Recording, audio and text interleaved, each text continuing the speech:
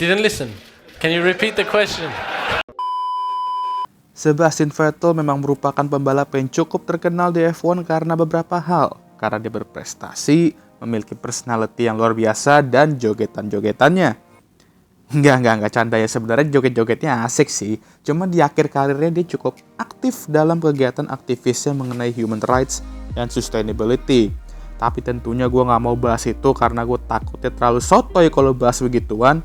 Tapi di sini gue mau bahas 5 fakta menarik yang mungkin kalian belum tahu soal om-om Jerman kesayangan kita ini.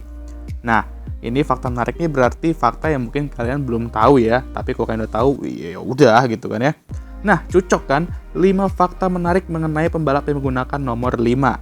Aze, dah lah, nggak usah basa-basi, langsung aja gue ke videonya.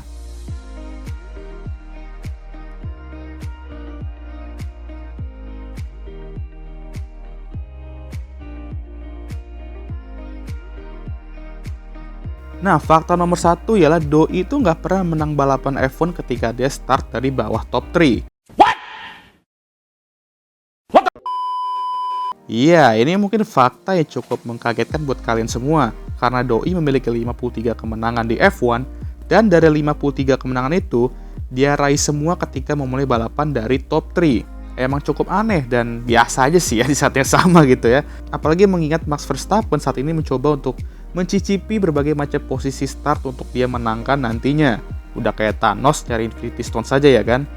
Tapi ya itu menunjukkan bahwa Seb di masa prime-nya tuh emang lebih demen langsung menghancurkan rival-rivalnya dari awal balapan dengan start tinggi, lalu menghilang dibandingkan harus susah payah nyalip satu persatu lalu menang. Ya, sekaligus juga menunjukkan raw pace dan konsistensinya di qualifying saat itu untuk selalu start di top 3, lalu gaspol mencoba meraih kemenangan.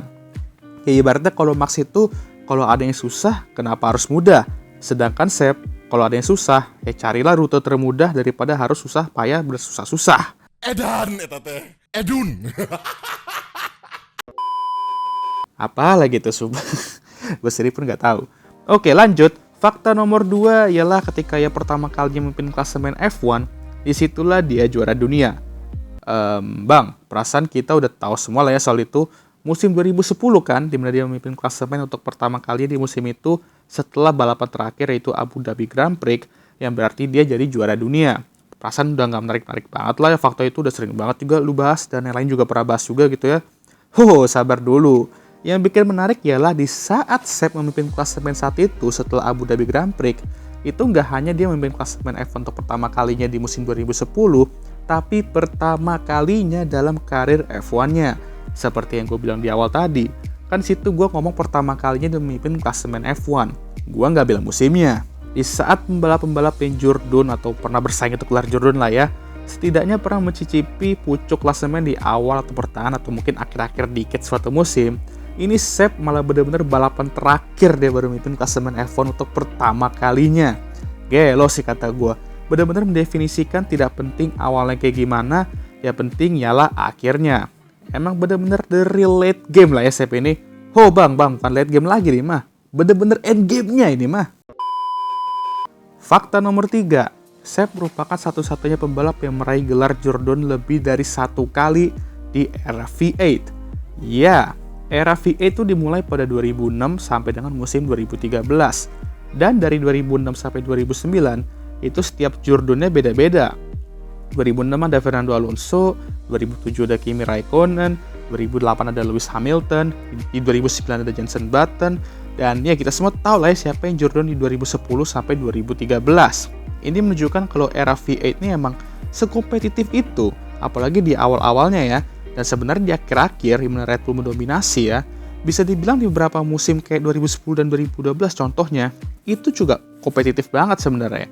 Jadi untuk Seb yang mampu menjadi juara dunia sebanyak 4 kali berturut-turut di era di mana kompetisinya itu ya benar seketat itu ya. Salut sih kata gue. Sehingga Seb ini bisa dibilang ya bapak era V8 lah ya. Dan bapak era V8 gak tuh? Tapi ya indahnya era V8 dulu ya gitu.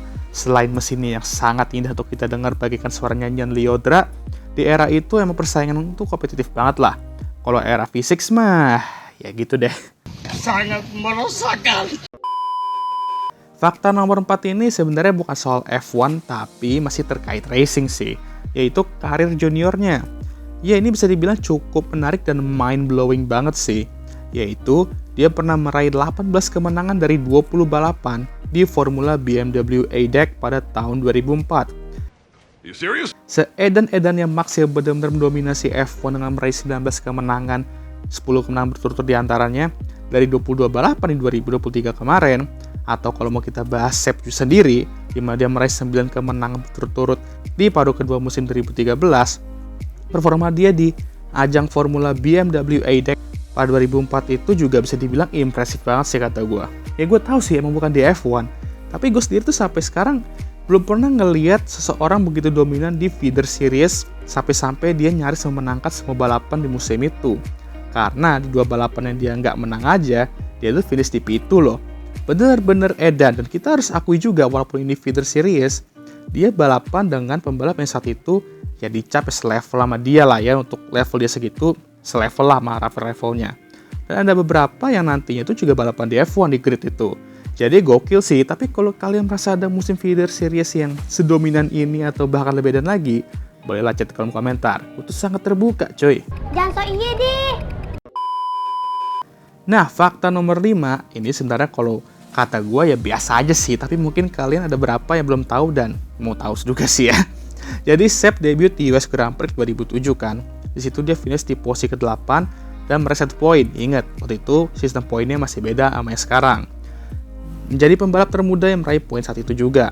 Nah, fast forward ke Abu Dhabi Grand Prix 2022, balapan terakhir di F1, dia finish di posisi ke-10 yang dimana dia meraih 1 poin juga dengan sistem poin yang sekarang ya.